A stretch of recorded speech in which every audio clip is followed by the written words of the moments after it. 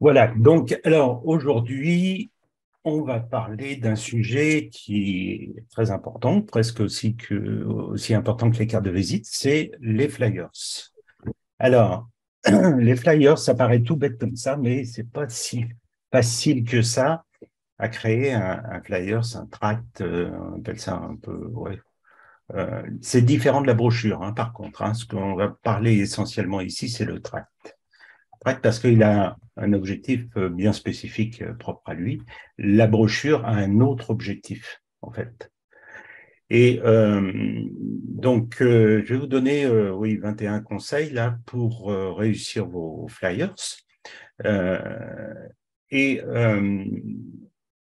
donc, je disais, oui, le tract, la brochure, on le verra un peu plus tard. Peut-être qu'on verra dans un autre atelier, parce que c'est quand même spécifique aussi. La brochure, qu'est-ce qu'on doit mettre à l'intérieur? Une brochure pour présenter son activité, par exemple, ou pour présenter une formation ou un atelier qu'on a envie de diffuser. Donc là, il y a des informations qui sont un peu, pas différentes complètement, mais qui peuvent être complémentaires sur la brochure, qu'on ne peut pas mettre sur un tract. Évidemment, parce qu'on n'a pas forcément toujours la place. Okay, et l'objectif, en fait, du flyers, euh, il est souvent un peu différent de la brochure. Il y a beaucoup de confusion entre ces deux termes, entre les deux objets, et c'est important de bien le définir. Alors, ce qu'il faut savoir déjà en premier, c'est qu'un flyer, s'il doit en fait euh, être là pour une action bien spécifique et pour promouvoir quelque chose de plus ou moins ponctuel. Mais c'est toujours dans le but de promouvoir quelque chose et pas forcément d'informer. C'est différent. La brochure peut être informative, mais vous verrez que même dans la brochure, il y a des éléments qu'on va retrouver qui sont dans le flyers. Alors, la première chose qu'on doit faire, là, je vais vous montrer un petit peu tout ce qu'on doit mettre en place avant, hein, et puis je vais vous montrer sur Canva comment je procède. Donc, c'est le but de cet atelier. On va essayer de faire très court. Et dans un tract, quand je reviens sur mon tract, eh bien, c'est important déjà de définir quelle est la stratégie au tract. C'est quoi l'objectif du tract? Qu'est-ce que c'est? Et il faut se mettre à la place du client dans le message. Il faut que le client se dise bah, qu'est-ce que je vais y gagner ici avec ce tract. Ça va orienter votre message que vous allez mettre dessus. Donc, qu'est-ce que je dois faire maintenant? Ça, c'est le client. Je me mets à la place du client. OK, il y a telle chose qui se passe. Il y a peut-être un atelier. OK, qu'est-ce que je vais y gagner avec cet atelier? Qu'est-ce que ça va me permettre d'obtenir? Et maintenant, qu'est-ce que je dois faire pour y participer si toutefois ça m'intéresse, okay, et où je dois aller pour agir. Donc, tout ça, ça doit être compris dans le tract. Okay, ça doit être visible, ça doit être clair pour la personne qui va lire votre tract. Si c'est pour mettre de l'information à outrance sans qu'il y ait ces éléments-là, ou sans qu'il y ait une partie même simplement qu'est-ce que je dois faire maintenant, où dois-je aller pour agir, si vous avez oublié ça, bah, votre tract, il est foutu, quoi.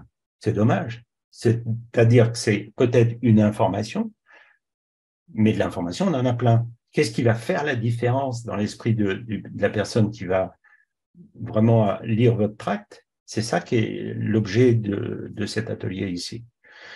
Donc, mettez en avant d'abord les bénéfices dans votre stratégie. Donc, ce qui est important, c'est de bien définir, de vous dire, OK, je sais ce que je vais donner aux gens, c'est pour un atelier, d'accord.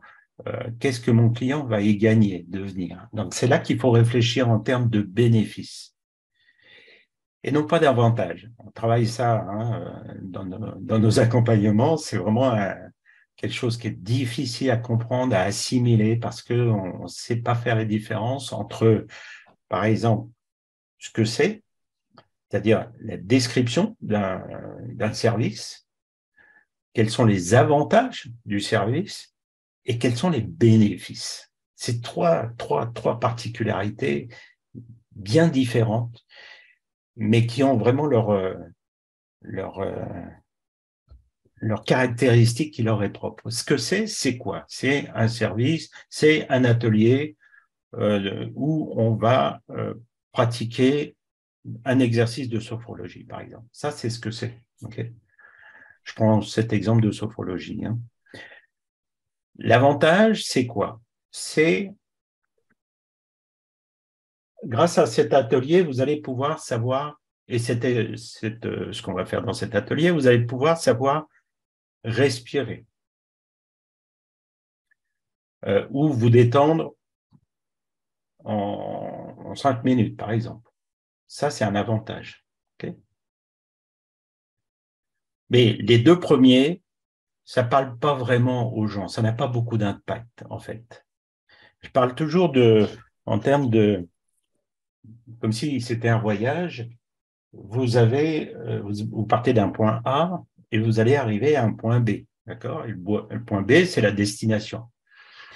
La destination va être peut-être l'inverse complètement, évidemment, de votre point A. Pourquoi? Parce que vous avez envie de voyage, d'échapper à ce que vous faites au quotidien, etc. Donc, vous allez peut-être choisir un voyage, vous êtes sur la plage, j'imagine, une chose comme ça, mais quelque chose qui vous plaît, mais sur la plage, le soleil, un dépaysement, etc. Bon. Tout ce que vous allez faire entre les deux, c'est-à-dire pour enregistrer votre valise, les 12 heures d'avion à côté d'une personne qui est déplaisante ou qui parle tout le temps ou qui ronfle ou qui prend toute la place, etc. Ça, vous êtes obligé vous pouvez pas y échapper à ça. Donc, et ensuite, bah, faut faire attention parce que il y a des petits filous qui sont des taxis ou qui se disent taxis, qui risquent de vous prendre plus cher, enfin, etc. Et jusqu'à temps que vous arriviez à l'hôtel, ça a été un dur labeur. Là. Ça vous a peut-être pris 24 heures ou 48 heures, ça dépend de la destination, mais c'est pénible. Ça, c'est tout ce que vous allez faire. Okay, ça, c'est le voyage par lui-même. Est-ce que ça intéresse les gens quand on achète une brochure ou quand on prend une brochure de voyage? Est-ce que ça intéresse les gens? Non, ce qui intéresse les gens, c'est la destination. Comment vous allez vous sentir sur la plage? Comment vous allez sortir dans un pays qui vous dépayse? Comment vous allez vous sentir avec des gens que vous connaissez pas, une langue que vous connaissez pas, une autre culture, etc. Le soleil, le cliquetis des vagues et tout. Ça, c'est comment vous allez vous sentir. Et ça, c'est ce qu'on appelle le bénéfice. C'est la destination. Okay, et la destination, c'est tout ce qui intéresse vos futurs clients dans votre communication. Ça, c'est vraiment une astuce que je donne normalement. On travaille dans nos accompagnements. Et là, je vous le donne, là, c'est vraiment ça. Si vous avez compris ce principe-là, vous avez compris une grande partie de ce que vous allez intégrer dans votre communication, les outils, que ce soit une carte de visite, que ce soit un tract, une brochure, peu importe, ou un site Internet. Si vous comprenez là ce mécanisme-là, là, vous avez gagné une grande partie, un grand pourcentage de votre communication. Les gens veulent la destination, ils ne veulent pas les 12 heures d'avion. Et plus la destination et le bénéfice qu'on va y gagner quand vous serez arrivé, quand la personne sera arrivée, plus ça, c'est grand dans son esprit par rapport aux 12 heures d'avion, etc., au voyage, et plus il va être enclin à venir faire appel à vos services, parce que c'est ça qu'il veut. C'est le point B, la destination. Le reste, ça ne sert pas à grand-chose, en fait. Parce que le reste, qu'est-ce que c'est, etc., on fait un coup de Google, on a toutes les informations. Et tonnes de sites, par exemple, je vois des fois il y a certaines personnes qui disent, bon, bah, voilà ce que c'est la sophrologie, etc. Ils mettent ça en page d'accueil. On n'a pas besoin de ça. De la nouvelle personne qui vient sur votre site n'a pas besoin, parce que probablement qu'il vient de quitter un autre site qui lui disait la même chose, et peut-être avant aussi, et ainsi de suite. Donc, combien il y en a qui disent la même chose? Il y en a plein. Par contre, combien il y a de sites qui me montrent quel est le bénéfice que je vais en tirer de ça? Ça, il n'y en a pas beaucoup. Donc, votre tract doit avoir l'accent sur en grande partie le bénéfice. Alors, pour appuyer un petit peu aussi ce que vous proposez comme type de bénéfice, ben, vous pouvez ajouter soit un témoignage ou une citation, les citations, il faut y aller doucement aussi, parce que On a tendance à mettre des citations un petit peu partout, à droite à gauche. C'était la mode pendant un certain temps, c'était sympa, ça permettait de faire venir des gens ou d'ouvrir un petit peu. Maintenant, on en a marre des citations partout. On a tous les mêmes citations en plus sur nos réseaux sociaux. On se transfère. Enfin bon, c'est un peu casse-pied, rébarbatif. Donc ça n'a plus le même impact, la citation, comme avant. Donc, une citation ou un résultat d'étude, par exemple, éventuellement, qui prouve que ce que vous allez proposer dans l'atelier, eh bien, c'est cohérent, okay, que ça fonctionne. La personne a besoin de savoir que ça fonctionne et que ça a fonctionné aussi pour les autres. Peut-être des fois un témoignage, c'est intéressant. Juste deux, trois lignes, hein, c'est pas la peine d'avoir un gros témoignage non plus. Une remise ou un prix, bon, là, je suis un peu modéré aussi là-dessus, mais ça, c'est autre chose. Donc, quelque chose qui sera vraiment la locomotive de votre flyer. Donc, organisez votre flyer en blocs thématiques. Donc, si vous avez plusieurs thématiques que vous voulez annoncer sur votre blog, c'est bien de vraiment les séparer. Ne faites pas des phrases aussi avec des virgules. Donc, on va apprendre, ou alors vous allez gagner ça, ça, ça, ça avec une virgule. Donc, ça, c'est difficile à lire. Organisez soit en bloc, un bénéfice, deux bénéfices, trois bénéfices qu'on va avoir. Ou si vous n'avez pas de place pour mettre des blocs, faites-le plutôt en puces. On appelle ça des puces promesses, entre guillemets, mais c'est des puces. Okay, c'est des petits points. Pour que ça soit plus lisible. Il faut vraiment que l'information sur votre texte soit très lisible, simple, épurée, etc.